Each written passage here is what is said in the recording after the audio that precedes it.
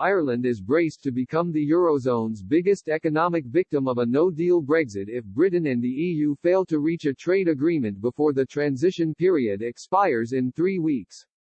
Taoiseach Michael Martin has warned reverting to World Trade Organization terms and trade tariffs under such a scenario would be ruinous for both the UK and Ireland. Mr. Martin said, "It is vital that we do not have an acrimonious breakup because that would be very damaging. I think it would be an appalling failure of statecraft if we were not in a position to get a deal over the line." The Taoiseach said he hoped talks on a post-transition accord would continue beyond today if no breakthrough was achieved. He said, "Where the dialogue continues, that gives me hope." Foreign Minister Simon Coveney said Dublin was already working on a financial support scheme to help food exporters maintain their share in the British market in the event of no deal. He said, "In my view, the focus of that support should be on maintaining market share. At some point in the future we will hopefully be trading again in Britain, and we certainly don't want to be losing market share for a really important market."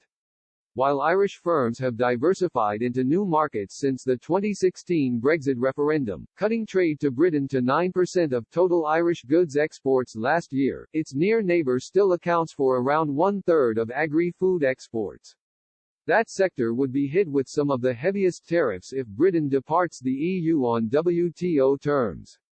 Ireland's large beef industry, which sells almost half of what it produces into Britain, would be subject to tariffs of 72%.